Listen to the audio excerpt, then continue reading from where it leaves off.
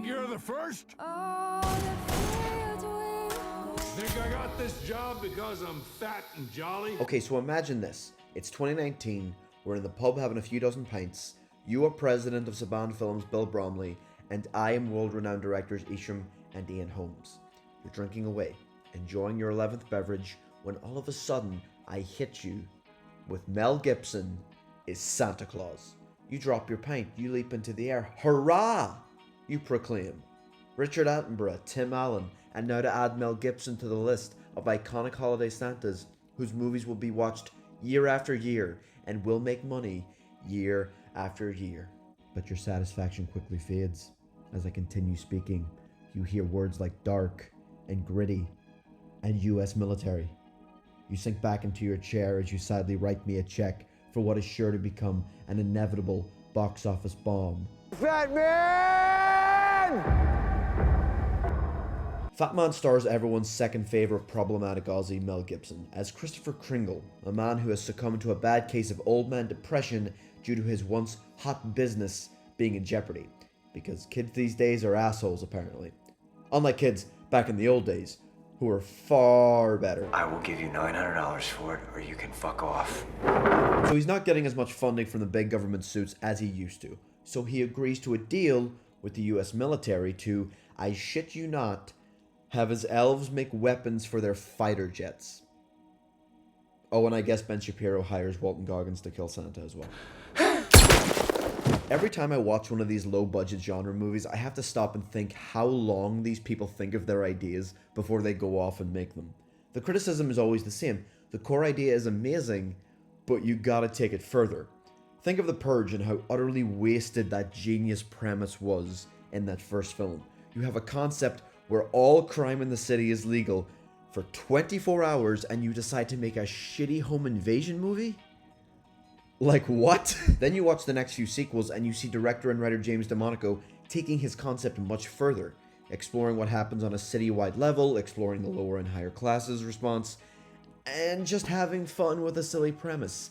Yes, The Purge is ridiculous, but it's a ridiculous world that we can dwell in and be hooked by.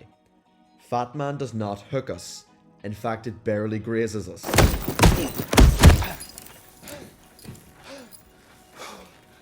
I'm not adverse to the whole concept of this idea being played totally straight. In fact, when it comes to the best genre films, you need it to take itself seriously in some way at least. Which could be not winking at the camera, letting the audience know you think it's all stupid as well. I'm here to tell you, it takes a lot more than that to bring a good man down. A lot more than that to bring a New Yorker down.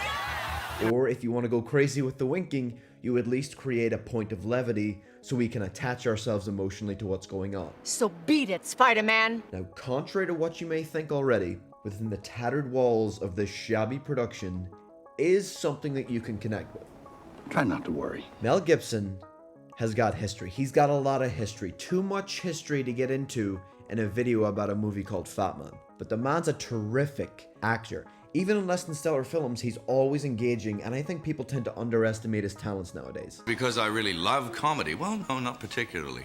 Sure, he's recognized for his directorial efforts, and everyone loves Riggs. Drew? I haven't even started. But what about his enthralling performance in the Oscar-nominated What Women Want? I'm a bitch!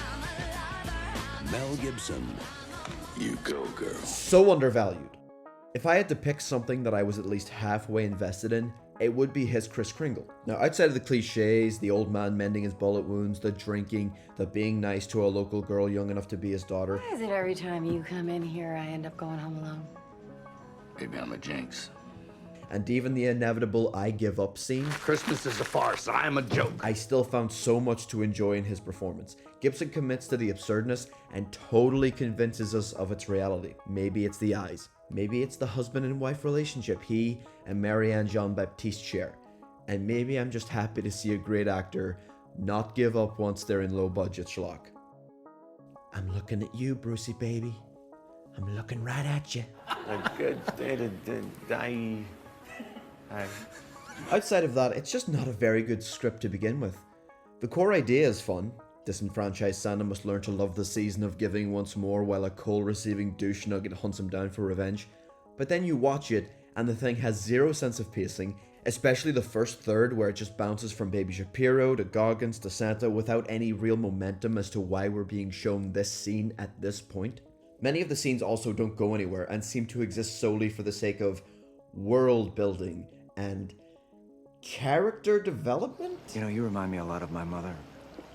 Really? And she never knew when to shut the fuck up. Now, Walton Goggins' character is constantly paying people for the toys they received as kids, and even straight up tells a kid that all he got for Christmas was a big old case of abuse. You never forget the smell of burning flesh and menthols. Christmas classic, folks. It's set up, the film reminds you constantly of it, and then he just whips a toy car out at the end. All that screen time dedicated to a payoff that Gibson just blatantly states. I couldn't replace your parents. Like, that could have been an interesting subplot.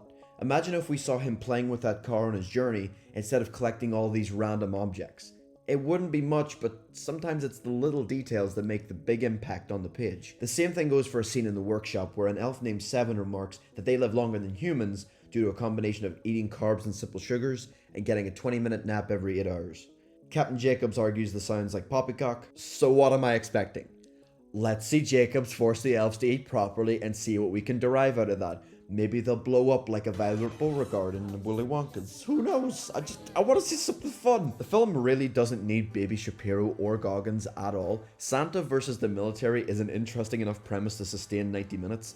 However, while reluctant at first, Kringle doesn't seem to care by the end of the film that they're around. Good. There's no real tension. Even the elves don't seem to mind at all. Christmas is at stake, sir. We won't let you down. We'll have the order finished on time. I'd have liked to see something like Iron Man 2, I have successfully privatized world peace. where the government asks Kringle nicely to hand over his business, and when he refuses, they try and take it by force, aka Gibson getting out the guns. Now that sounds fun, but instead of more time with the Fatman, we have to watch Goggins pretend to be in a Tarantino movie. The man's been in 2. Why does he act like someone who hasn't? And Baby Shapiro be as annoying as Ben Shapiro? Caitlyn Jenner, I'll call him Caitlyn Jenner. No, because it's that's her. You're not being polite to the pronouns. Because I haven't even talked about the kid's subplot because it really doesn't add anything except more running time to the film. He gets Cole because he threatened to kill a girl unless she lies and says she cheated in the science fair, just so he can get a friggin' blue ribbon. The thing looks like it came from Pound Shop. Like, why are you like this? The film treats these two like cartoon characters, and not even someone as talented as Goggins can outact a nothing character like this. The kid does a good job with the material he's given, bless him, he tried his best, but ultimately I think both characters are just pawns in the script's dreadful game of chess. This reeks of first draft disease, aka get all the ideas out on a piece of paper or a napkin and write them into a shoddy screenplay. Right now we're optimizing. Oh, yeah. Okay, optimizing. Nothing goes beyond the idea stage, everything feels so basic and bland.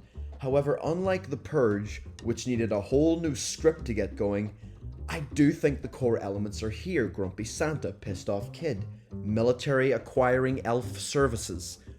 It just needed another few drafts to expand on what works and get rid of what doesn't. Baby Shapiro doesn't work. Okay, time for our reoccurring segment. Jack says something nice about the bad movie.